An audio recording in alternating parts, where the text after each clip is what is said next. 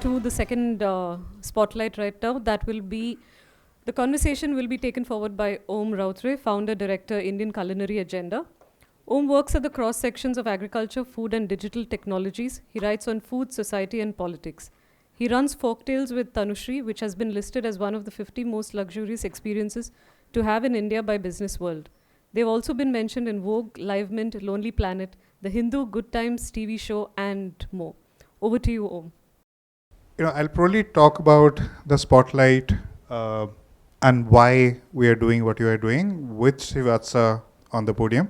So Srivatsa, please join me, and then we'll do the introductions. So Srivatsa Srinivasarao is the CEO, founder of TraceX Technologies. And every year, we said under Spotlight, we'll kind of talk about projects, features, or people, who are doing extraordinary work. And why, in the context of dairy, what Srivatsa has done is extraordinary is because, first we'll learn about traceability. Why is it important? And in the context of dairy, again, why traceability is a near impossible task, which you have successfully done. So I think, Srivatsa, 2 words about, I don't think most of our audience will understand what traceability is, how it works, why it's important in the food ecosystem. So maybe we'll begin by answering that question and then come to dairy and the project. Firstly, thank you very much for giving me this opportunity. ICA, it's great always to talk about the work that's been accomplished over the last 5 years. I'm Srivatsa. I run a company called TraceX Technologies based out of Bangalore. We've been in the business for about 5 years now. What we essentially do is solve for sustainability challenges in food and agriculture as a sector. Traceability becomes very important part when we look at food and agriculture for sector for several things. One of them is food safety, right? So food safety, quality, transparency, many such things where authentic information about the food that we produce, that we consume, specifically the food that comes from geographically identifiable area needs to be, the story needs to be told, and that's where traceability plays a very important role.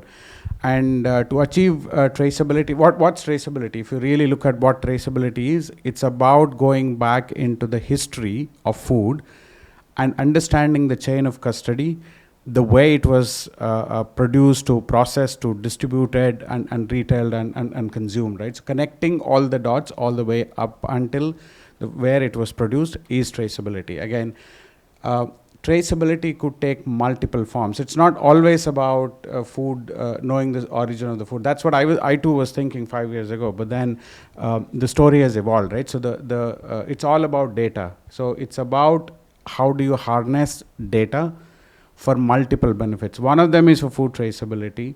Second one is substantiating the sustainability actions that anyone takes in their supply chain. You need data. You need data to substantiate that transparency and the effort that goes in.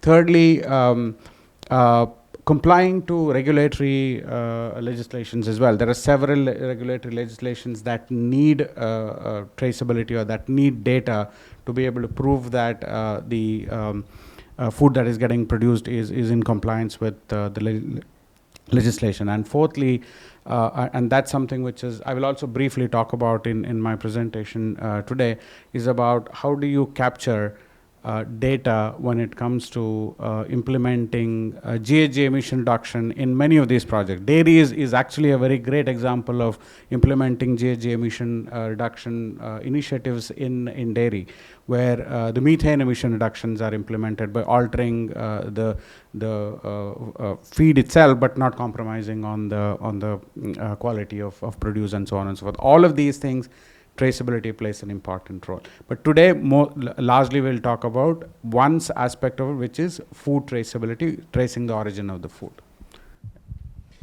So, we know, Srivatsa and me have been competitors for a very long time. We worked for rival traceability companies. So and what we did together is try to sell the idea of traceability to food companies and to consumers, and to say that traceability in this changing environment is important. What we, as practitioners, what we also understood is it's impossible to achieve 100% traceability most of the times. To tell consumers that you need to investigate, you need to understand, you need to ask where your food is coming from. Uh, Again, I mean, coming back, we know traceability is challenging to implement, but why is dairy more difficult than, let's say, grains or cereals? Yeah, predominantly, there are two large reasons, I would say. Especially if you look at smallholder dairy, if we are talking about dairy farmers pouring half a liter milk for 1 liter milk, right? So that is what is the aggregation point. The smallest unit is so small that unless you aggregate it, you can't make larger meaning out of that small collection that happens. And that's the power as well. So there are hundreds and thousands of farmers that are pouring milk at the collection centers, which is getting aggregated, moving into your BMCs, and then eventually manufacturing. So by the time milk moves into, especially when we're talking about cooperative farming, right? Cooperative dairy farming, the milk that 20,000 liter milk that comes into the manufacturing unit is possibly coming from 35,000 farmers. Can you imagine? That's one of the reasons that it makes it so very difficult. Secondly, unlike solid produce, where you can still do a lot of batching, it's very difficult to do batching in dairy. One of the challenges that we face, which again I will speak about it if I get the time, is the milk has been poured into a bulk milk chilling center, but there is milk already from the last evening's collection center. And then when you pour the milk into the BMC this morning, then obviously it is getting mixed. How do you then connect these two? Digitally you can always connect, and that's what we've tracked, but physically you still it's still very hard. There's only so much that you can achieve. That's what makes it extremely difficult in terms of absolutely going back into the source. And you can't empty a BMC just because you want to start the morning session with a new fresh batch of milk, right? So those are challenges. I think we should probably move to the presentation, because a lot of my questions will probably be answered by your presentation, and then we'll come back to audience questions. Okay. So very quickly, what I want to talk about is a very successful pilot that we did almost 4 years ago. This is not even any time recent. Back in 2020-21, we implemented India's first traceability, milk traceability project. The way it all originated is, anyway, I talked about my company, so I'll not go over it again. The starting point for this was how fresh is our milk, right? So about 4 years ago is when I understood. I'm told, but I'm not making this claim, at least I'm told, that the milk that we drink on an average is about 6 to 8 days old. We don't get to drink the freshest of the milk. The only way to drink the freshest of the milk is to have your own cow. Otherwise, there is no option for us to have that, right? It all started there, which is consumer paranoia in terms of how fresh is the milk that we consume, right? And it's not just about consumer paranoia, it's also about various challenges that exist in the supply chain itself, which is trying to address these challenges. One was freshness of the milk. Second, or related challenges with that was the quality of the claims itself, the unreliable quality, to larger supply chain issues on remuneration that goes back into the smallholders, to lack of provenance. Provenance is nothing but traceability, to complying to regulatory and food safety compliances, right? So these are all largely the challenges that need to be addressed in any supply chain. These are several problem statements that we were looking to address, which impacts not just consumers, smallholders, to food processors, to food authorities, to local and domestic and international markets, and so on and so forth. So when we were looking at that, we came up with an idea of putting together something called, and I love that still, I'm still hoping that one day we'll be able to take it pan-India. There's something called Bharat Food Ashar, a platform called Bharat Food Ashar. Bharat Food Ashar means a technology-enabled platform for food and agriculture companies where you can invite participation from the private sector and the public sector to make Indian food systems traceable by default, providing the digital public infrastructure to the enterprises that are in the business of food and agriculture, so that by default we can always say, look, food that gets consumed within India is traceable. Traceable, like I said, for several reasons and for harvesting several benefits. A team of 3 organizations, that is Milk Mantra, TraceX and AWS, came together and put together a proposal to Niti Aayog saying that, look, we want to build, we want to harness the technology like blockchain to build India's first and probably world's largest food traceability platform. Milk Mantra came in as industry partner. We went in as an application provider, and AWS as a cloud infrastructure provider. And the whole idea about Bharat Food Assure was anchoring this entire project on a blockchain. So we already have a traceability platform. They chose, the consortium said, yeah, TraceX can be the application partner. The whole idea was onboarding the technology partner, onboarding the industry partner, running a trial with industry partner with real use cases and real data from the ground, and learning from that. And we chose dairy as a sector because dairy in general is a lot more complex compared to any other food, right? So if we can crack it in dairy, we thought we can crack it anywhere else. So that was the whole idea of starting with dairy.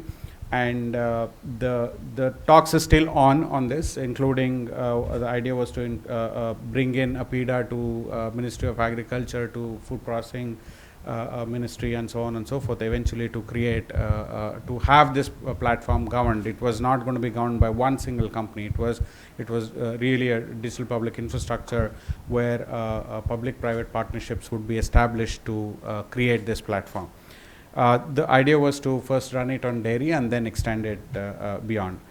This is a bit technical, but then I'll just give you a very, very high level perspective of what we were trying to do. On the top of this is a supply chain network which is orchestrated on a technology like blockchain, right? So what does that mean? So essentially creating a consortium of governors. There has to be governors when you're putting together initiatives like this. So who are the governors? Who decide the rules of the game on a platform? Or Government of India, right? Ministries of Department of Agriculture to Department of Food Processing to APIDA, FSSAI, and so on and so forth.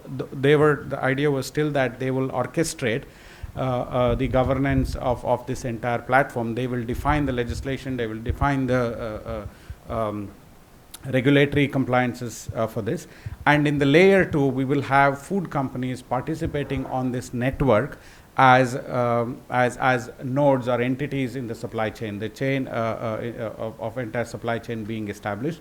And down below is each of the entities would be working with their own supply chains. Let's say, for example, if you were to look at Milk Mantra is an entity that is on this India-wide blockchain network. But in turn, Milk Mantra works with their own farmers, smallholder farmers, to BMCs, CPCs, or whatever thing, right? So their own supply chain. And the whole idea was, if you see, bringing everybody that's responsible for production of food, distribution of food, and consumption of the food as well on a network like that. So that's what we built. This blockchain network still continues even till today, and this is what we built on the technology side. And when it comes to bringing in the actual sample data, we worked in 2 clusters in Jagatsinghpur in the state of Odisha, close to Bhubaneswar. These clusters, and we took about 190, so almost 200 milk collection points. I think, if I'm not mistaken, Milk Mantra has about 400, at least back then they used to have about 400 plus milk collection points, which were at the village level, which were aggregating milk into BMCs, about 35 BMCs, if I'm not mistaken. They work across 35 to 40,000 farmers is what they directly work with. Right, we chose about 10 BMCs to close to 200 collection points, almost 4,000 farmers pouring into these collection points, and so on and so forth. Almost one manufacturing plants, and which would have all the route optimization, etc., for transportation of milk from collection center to BMCs, from BMCs to manufacturing unit, and so on and so forth. All of that was figured out, and then we came up with the pilot rollout data set. And what was the solution really? If you look at, like I said, it was about bringing in everybody from the supply chain, making them inclusive into the supply chain. It started with dairy farmers pouring milk, their half liter, 1 liter milk at the collection center. Even before that, there was registration of farmers and the animals that they have on a platform like us directly. I mean, there was already a digital application that was available, integrating with it and bringing that data over to our platform so that you can establish the baseline data. Then daily morning and evening milk collection data, which was going to be coming into our platform, including the fat, SNF, the quantity, the price that was being paid to the farmer, and so on and so forth, which gets aggregated at the collection point. Every single farmer's pour comes into our platform. The aggregation that happens at the collection center, so a farmer comes and pours into a 40-liter can, right? So, and the can itself is an aggregation unit in the first place. There are 40 farmers approximately pouring into that can. So that's the first aggregation point. So we digitally completely orchestrated every single batch of milk that was getting poured in the real time. As it gets poured, there was a digital application that's already available through Stell apps. The data would be captured on that's the IoT device which was there, and we would in the real time integrate with that device and get this data. We did not deploy any of our hardware or software directly. It was all completely done through APIs, which is a great way for scaling as well. You don't need any new infrastructure to be put there. Getting the data from there, then all the 40 about in the morning session, when the milk collection gets over around 11 o'clock, about 20 to 30 of such cans, 40-liter cans, go into the BMCs, where, by the way, every single batch is also tested for fat, SNF, and quality testing is done using the quality analyzers. All of that data comes into the platform. Then the aggregated data, which goes into BMC, that gets captured on the platform. And BMC, there's a quality test that is done. That data comes into the platform.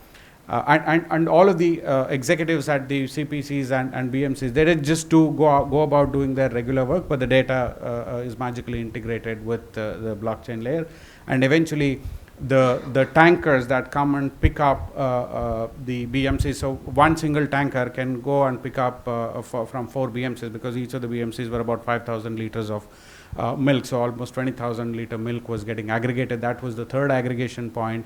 And the tanker would be delivered right from the route planning to the time at which the tanker left, because the freshness is what we are really bothered about here, right? So to the time it reaches the plant, and at the plant when they receive the material and then do another round of quality check, and then eventually it goes into production. All right, so that's the whole idea, that and we completely digitally orchestrated capturing of this data, and which is where we figured out there's milk that is left over from yesterday. So which one do you consider? So when you talk about the latest batches of milk, do you consider the small quantity that was there from the previous day, or do you not consider? A lot of discussions. Eventually, we came up with a solution, and this was completely integrated with the existing milk collection systems to ERP applications. The Milk Mantra runs S4 HANA ERP, and then we ended up with this kind of aggregation eventually, where we built the complete digital trail of data. If you ask me, yeah, is there still some inconsistency in the physical quantity to digital quantity? Obviously there is. You can't completely rule that out, but this would give you almost about 85 to 90% accurate traceability, digital traceability. You exactly know that the milk is now not more than 2 days old, for example, right? So things like that.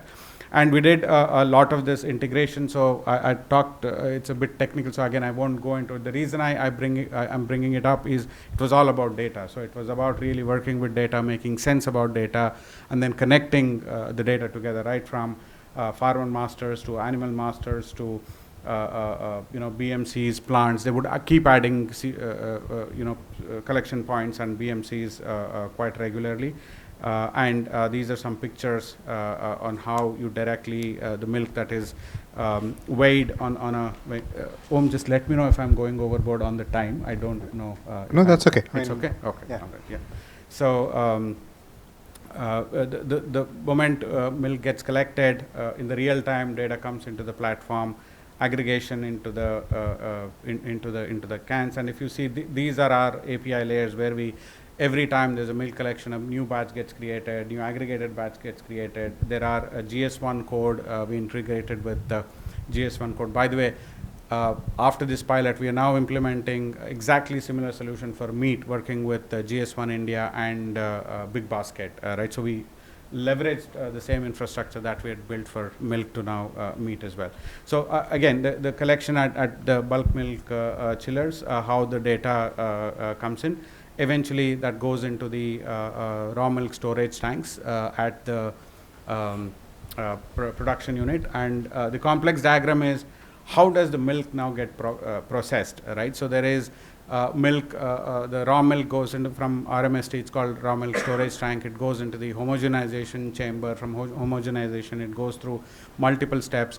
On one side, there are milk that is packed into 0.5 liter and 1 liter milk, and on the other side, milk is processed to manufacture either yogurt or chana poda or sweets and so on and so forth. In fact, we took milk as well as yogurt, are two products to be able to bring it into the traceability area. And eventually, we integrated with a production line printing facility. Now that you have all of this data, you know exactly which milk is getting packed. Now you need to label the milk packets, right? So milk, it's a very continuous process, very intensive process. Unless you integrate with industrial printers, you won't be able to print the QR codes or the trace ID. So we generated 6-digit easily readable trace ID, which got printed into the packets, the industrial printers that Milk Mantra uses.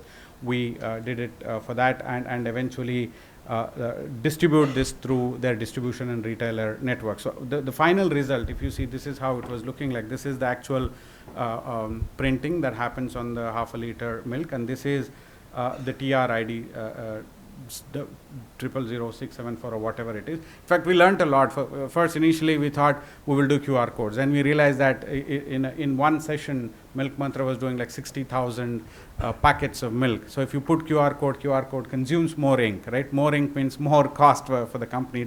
These things don't make sense to a company when it comes to operationally implementing it. So we then said, look, QR code is not going to work. You'll have to do a small 6-digit laser, which will printing can be done as easily as what you print your expiry dates, use by dates, and so on and so forth. So that's what we achieved. And the second thing that we did was, and which was very cool, I thought, was Milk Mantra already has their direct-to-consumer app, where consumers like I and you can place an order for milk and their products. And we created, when we say we worked with their teams to create an option there to call out source, finding out the origin of the milk. And then you go in there, you just have to give in the number that's there on the milk packet. Once you give the number, system will throw up the complete traceability data with an option to verify this data on a blockchain for the tech geeks if they really want to go see that. Several data points depending on the product. We customize the solution depending on the product. What is the information that you see? We thought the critical information like product information itself, storage condition, nutritional facts, the certifications they have to quality, because there was so much quality conscious. Milk Mantra is indeed a very, very highly quality conscious, but that was not coming out anywhere in their story. So we thought we should bring that in to finally say that, look, your milk is now maybe 2 days, 3 days. So it was a very bold statement for a company to go out and say that your milk is 2 days old when nobody is saying anything about it, right? So then by default people will think, oh, 2 days milk is actually old milk, is what you think, when you don't know that actually what is being served is 6-7 days old. So that's the bold statement which Milk Mantra eventually wanted to do. And one was through Milk Mantra's own app. Otherwise, we also developed a generic app through which you can get to the same information, the trace information. This is TraceX's app. So this is very high level what we did with Milk Mantra. I will come back to it and take more questions on that. Before that, I want to extend the thought of sustainability in milk itself and talk about very briefly a couple of other projects that we are doing right now. We work with TechnoServe on a project called Kshir Sagar in the state of Maharashtra, working with over 50,000 animals, 6,000 women dairy farmers. It's focused on, there is a project which is being done by Abbott Nutrition, Abbott Dairy, that is working with smallholder farmers and directly collecting the milk. They work with Govind Milk, Parag Dairy, and Schreiber. These are the 3 dairies that are on the ground. The whole idea there was capturing sustainability data when it comes to dairy farming itself, whether it is creating the master database to monitoring field data to milk procurement data and eventually processing data and creating a lot of data analytics. So the data was required by the TechnoServe and Abbott Dairy to make a lot of sense on their sustainability initiatives that they take itself, right, including child labor to fair wages and so on and so forth. The other key thing that I want to quickly touch upon is this is something recently that we started working with. We're putting together a proposal with Nestle. Nestle is already a customer for a different value chain. We're talking to them about how could platforms like us, again, traceability could be leveraged for methane emission in dairy itself. So this is reducing the methane emissions. Methane emissions largely are because of the feed. So you alter the feed, ensure that there is no compromise in the quantity and quality of the milk that you get, but yet reduce the methane emissions. And how do you substantiate this data, which can eventually be converted into carbon credits and be verified either by these carbon credit registries like Vera or Gold and so on and so forth. It's about capturing the data. So it was all about collecting the existing baseline emissions to setting up KPIs and monitoring those KPIs across the feed and so on and so forth, and eventually be able to get to a carbon credit that we create. So this is another initiative that we've been doing. So that's largely what I wanted to cover. These are some things that we're putting together. Thank you very much. I'm happy to take any questions. Thank you, Srivatsa. This presentation is why I was really happy when Srivatsa agreed to come in person and do this. Because, as a part of ICA Weekend, we said, we have been saying that we will bring agriculture and food together. And these days, when we talk about a, aware or a woke customer, somebody who looks at food labels and somebody who looks at says, okay, this has too much sugar, this has too much calories, etc. This is what good food looks like. You might say, now I am looking at food labels, but the science that goes behind food labels, the amount of effort that goes behind food labels is actually boring. I mean, we love little cute stories about single origin, etc. But the fact behind that, the effort behind that is boring, is scientific, is discussed much in agriculture circles, but is never discussed in food circles. And that's what we need to do. I mean, we kind of need to, you don't need to know the science of it, but you probably now need to know what traceability is, how it works. And that's the future for a customer who is more engaged and more invested in what he is consuming. Right, Srivasa? I mean, I think there are two sides of this. Absolutely. We need to work with companies, but we also need to work on the consumer side of Absolutely. getting them. Yeah, I think eventually if consumer movement drives it, Yeah. no one will have an option, right? So, but otherwise today, if you see, I think the consumer consciousness about this is very, very less. Come back here. Yeah, we can yeah, produce sure. this. Yeah. So the consumer movement is still need to be picked up, but largely I see a lot of enterprises harnessing traceability for their quality, be able to go back and trace it in case of any recalls and stuff like that. But consumers, if that picks up, I think it's a great movement. Yeah. Yeah. Sure. Please, Yeah. Apologies, I came in a little late. I just want to know that the milk that you're talking about, is it buffalo milk or cow milk? This is cow milk. Cow milk. Yeah. And that is it's strictly cow milk, and you have that on your traceability. Yes. Yes, absolutely. So, in fact, every single farmer data, the animal type that they have, the animal breed, and the medicinal data, the what's it called? The vaccination yes. record, so on and so forth. Even that's available. So now NDLM has made it a lot more easy, right? Because they already have this platform where a lot of this data is getting captured, and that can be brought in onto the platform itself. Yeah. And the breed is indigenous, or is it? It's a combination because it is milk mantra does not necessarily focus.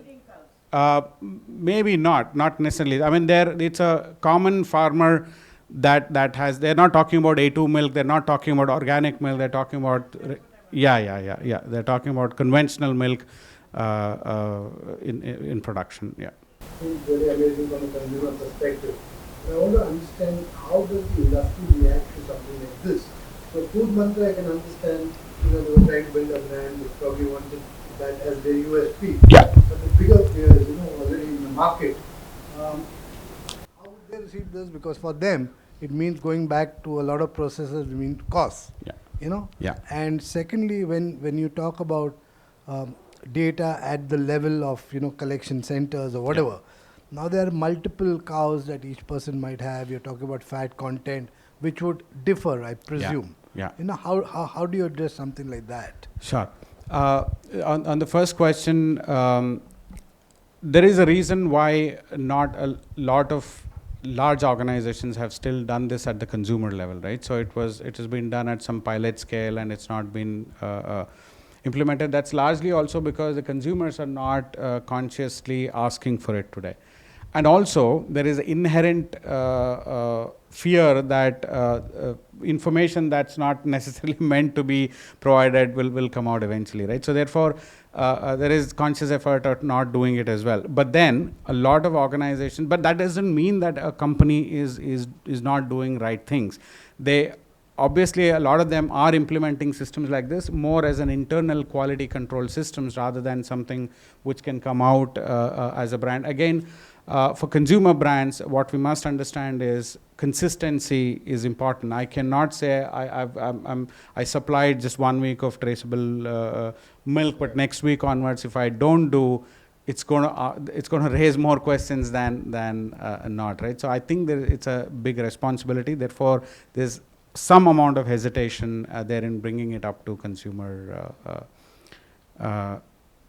area. So that's one. Secondly, I missed the train of thought. Your question was about second one. Yeah. And they would probably have different contents. Yeah. Correct. Content. Exactly. How do you Sure. So that's why the quality analyzers, milk analyzers, though I'm not an expert in that area, what it always happens is the aggregated milk is what always is taken. For example, the first point of milk test is the half a liter, 1 liter milk that farmer brings. Every single pour is actually measured with fat SNF. And once it goes into 40 liter can, they mix it, take the sample and measure it again. So there is consistently aggregated data that is being taken. That they do very, very consciously. So what the consumer when you see the code is the 40 liter. Right. Exactly. The aggregated point is what the final point at the manufacturing floor where the 20,000 liters of milk is poured into the raw milk storage tank. Just before, it's fascinating to see, and that's when you'll start appreciating what goes into manufacturing of food, right? So the batch that is just picked up from the raw milk storage tank just before it is processed is the final aggregated value that they take in terms of understanding the quality, and very religiously they don't start any production line until that sample is tested and agreed. How to standardize your product day in and year? So there is standardization of depending on the product that needs to be manufactured, there is standardization as one of the processes for semi-finished. Sure. No, I'll kind of we'll probably have this conversation over coffee, but I'll bring in Chris for his. We'll take all the questions and then come back. Yeah? Sure, Yeah. sure. First of all, I want to congratulate you. It's big and hard work, big projects. What I see, even my father is also a farmer in the EU. The EU has a high burden of compliances and a lot of costs. The big guys can comply easily. The smaller guys are just crushed. I see compliance. We have the FSI, we have all the other kind of things, all the data, but it always costs money. The retailer has a balance and a choice to make between quality, how much do I want to know for the quality, and how much do I just trust the brand. How more we go to compliance, data, analytics, your company will not be for free, for sure. What is the burden to the retailer buying it, or is it pushed back to the farmer and put pressure and bring more poverty to the farmer back again, to the compliances that they will be pushed even out of the market, or it's not worth doing all the compliances? Because it's a burden on the farmer on the end to fulfill all the data that you want. Correct. And how much does it cost to or the farmer or to the retailer? Sure. I think if you look at the retailer standpoint, right, especially in emerging markets like us, I don't think that's where at the consumer level traceability possibly for products which are small value product. Milk is daily consumed, and like I said, we're not even talking about A2 milk. This is half a liter milk, which is like 28 rupees or so. Just because there is traceability, consumer will not be ready to pay 50 paise more or even a rupee more, right? So they may not, they wouldn't want to. Therefore, in at least in our case, when I say in our case, Milk Mantra's case, it was taken as their quality budget. It was taken as their marketing budget, for example. Right. Again, I am a very strong believer that legislations and regulations will not burden the farmer.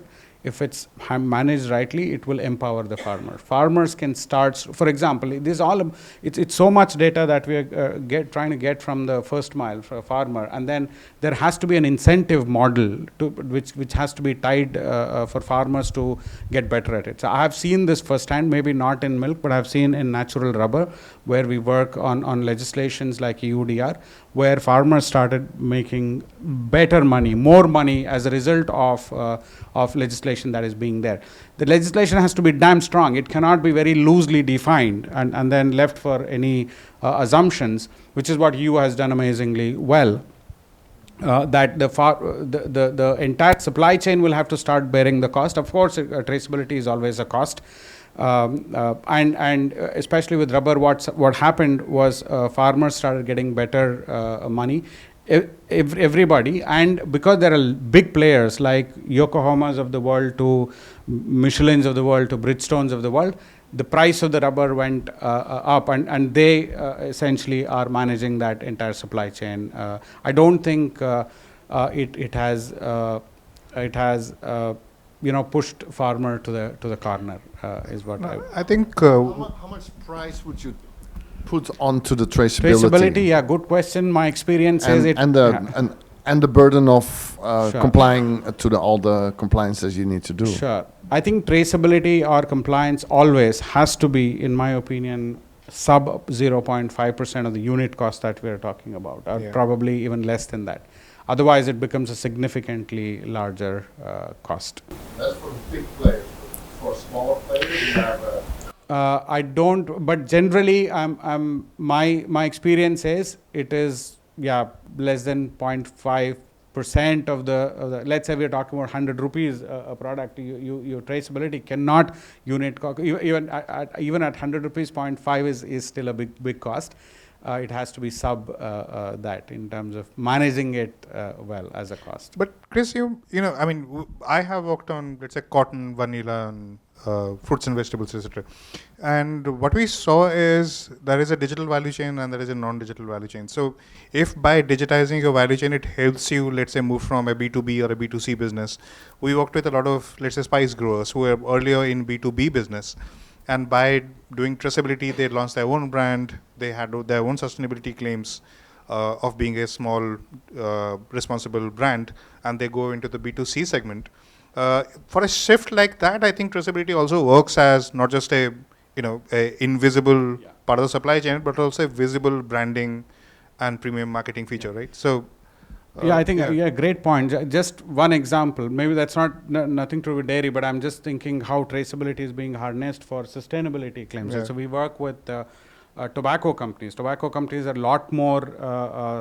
A lot more under the stress of being responsible because of the crop itself, right? So there's a program called Sustainable Tobacco Program, STP, which is being followed by leading tobacco producers here in India. If they have to export it out, they necessarily will have to comply to it. And that's all about building traceable, it's about responsible sourcing itself. What does responsible sourcing mean? Working very closely with the first mile, empowering farmers to grow better product, better produce, giving them better prices, ensuring there is no child labor, there is fair wages, and many different sustainability things, and they report all of this out. Thank you so much, Srivatsa. Thank you. And this is an. No, thank you so much. Yeah. As always, I think it's great to be connected with you. We started as friends and not as competitors. Later, we became competitors. Now we are friends again. So.